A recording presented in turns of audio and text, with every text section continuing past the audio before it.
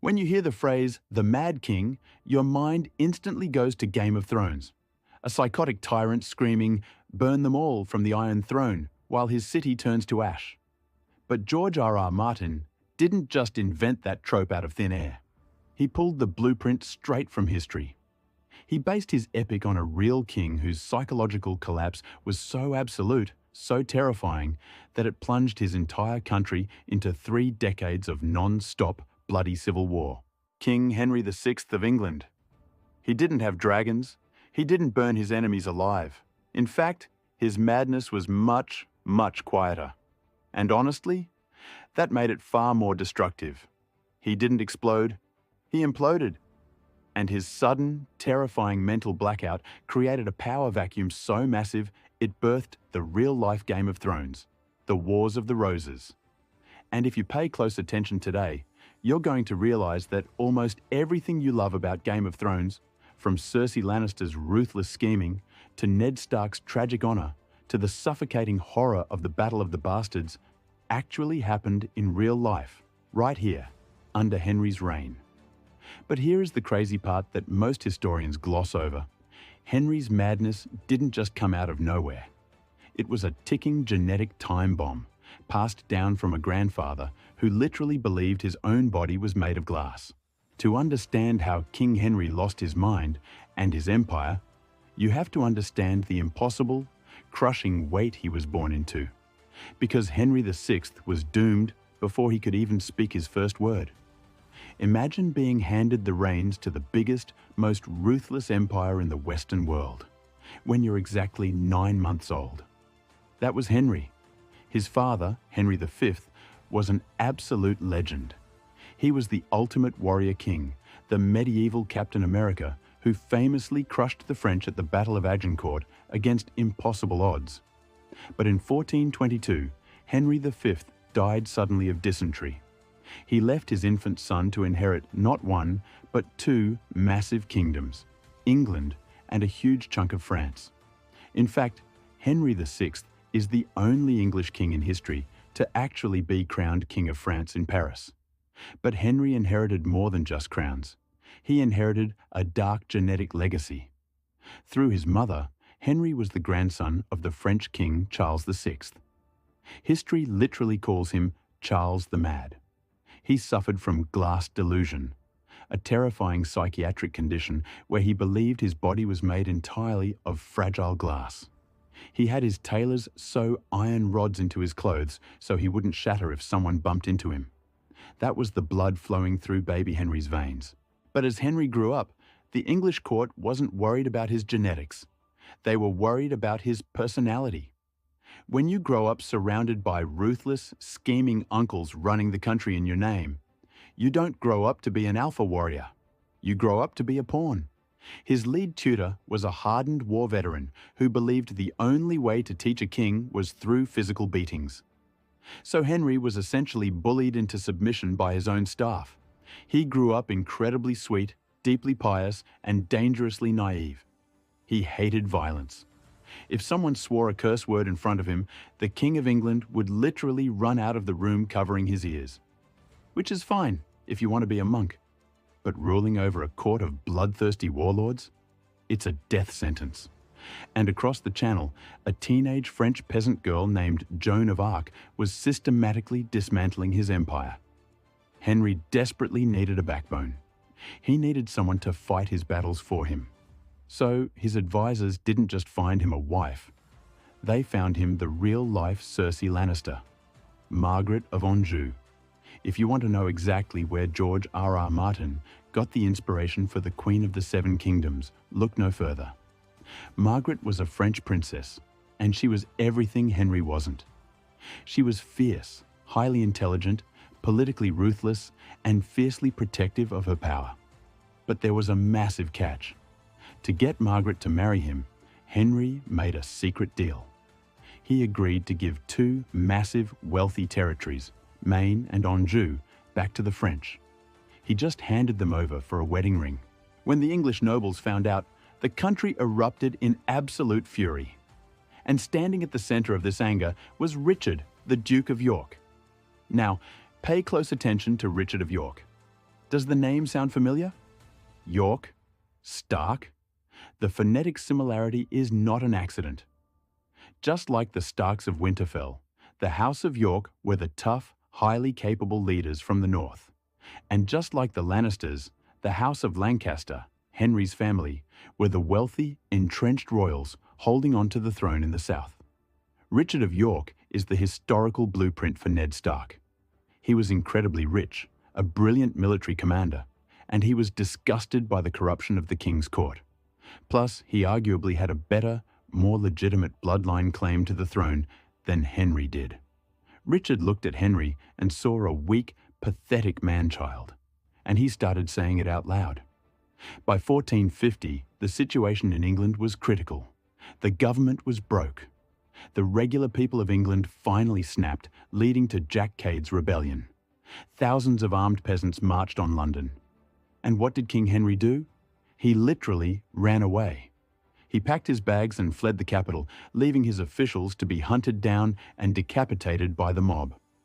Margaret stepped up to rule from the shadows, but the empire was in freefall. And in 1453, the final domino fell. In August 1453, a messenger arrived with news that the city of Bordeaux had fallen to the French. England's empire was officially gone. When Henry heard the news, something inside his brain simply short-circuited. The genetic time bomb he inherited from his grandfather finally detonated. He went completely, utterly blank. For 18 agonizing months, the King of England did not speak a single syllable. He couldn't move his arms. If he needed to eat or go to the bathroom, his servants had to physically carry him. He was a ghost trapped inside his own body. But the most twisted part of this entire collapse happened 2 months later. Queen Margaret finally gave birth to their first and only son, Prince Edward. They brought the baby to the king, begging him to just blink, to acknowledge his heir. Henry just stared through them at the wall. Now, remember how Cersei Lannister's biggest secret was that her children were illegitimate? The exact same rumors swirled around Queen Margaret. Because Henry had been so famously pious and disinterested in his wife, the entire court started whispering that the baby wasn't his. And it didn't help that as Prince Edward grew up, he showed signs of profound cruelty. When he was just 7 years old, Queen Margaret asked him how they should punish 2 captured Yorkist knights. The 7-year-old prince casually replied, "Let them have their heads taken off." A sadistic, golden-haired boy prince ordering decapitations. Welcome to the real-life Joffrey Baratheon. But while the king was a vegetable, someone had to run the country. And Richard of York, our Ned Stark, saw his opening.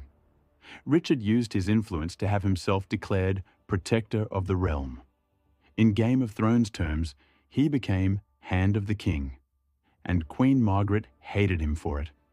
Margaret knew Richard was a threat to her son's inheritance, and she was going to protect her little Joffrey at all costs. For a year and a half, Richard ruled well. He stabilized the country and proved he was everything Henry wasn't. But then, on Christmas Day, 1454, Henry woke up. The fog lifted. He had absolutely zero memory of the last 18 months. And when they told him he had a son, Henry was genuinely shocked. He told his advisors that the baby must have been fathered by the Holy Ghost. You can imagine how much that comment fueled the rumors about Margaret sleeping around. The very first thing Henry did, under Margaret's influence, was fire Richard of York. Richard was stripped of his power. But Richard wasn't the kind of man to quietly go home. He raised an army. Queen Margaret raised her own army. The Wars of the Roses had officially begun. And tragically, Richard of York suffered the exact same fate as Ned Stark. He was eventually killed in battle by Margaret's forces. And to mock his claim to the throne, Queen Margaret had his severed head put on a spike above the gates of York, wearing a little paper crown, the North remembers. And Richard's towering, handsome warrior son, Edward, seized command of the York army, violently overthrew Henry, and crowned himself King Edward IV. But the Game of Thrones wasn't over. Over the next few years, Henry became a human ping-pong ball. His mind was slipping in and out of reality. He was captured, rescued by Margaret, captured again, locked in the Tower of London for years, and then bizarrely dragged out of his cell and put back on the throne as a puppet king. But this puppet show couldn't last. In 1471, the Yorkist king Edward IV returned to take his throne back once and for all. And this led to the Battle of Towton. If you remember the suffocating, claustrophobic mountain of dead bodies in the Battle of the Bastards, you need to know that Towton is where that visual came from. Towton remains the largest and bloodiest battle ever fought on English soil. Over 50,000 men fought in a blinding, freezing snowstorm. The combat was so brutal and so exhausting that men died where they stood.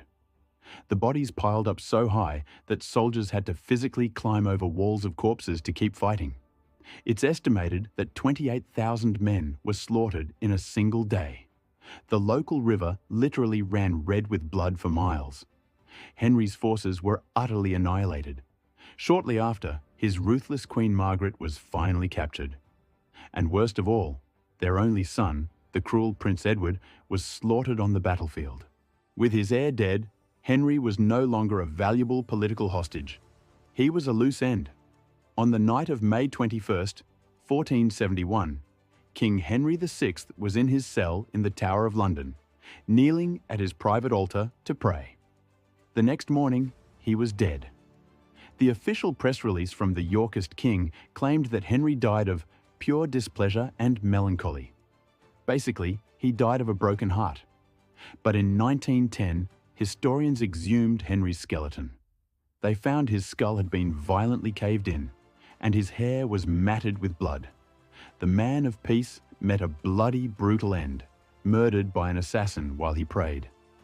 Henry VI wasn't an evil man. He was just a deeply fragile, mentally ill man born into a job that required a monster. His mental collapse wiped out generations of the medieval English nobility, destroyed an empire, and paved the way for the ruthless Tudor dynasty.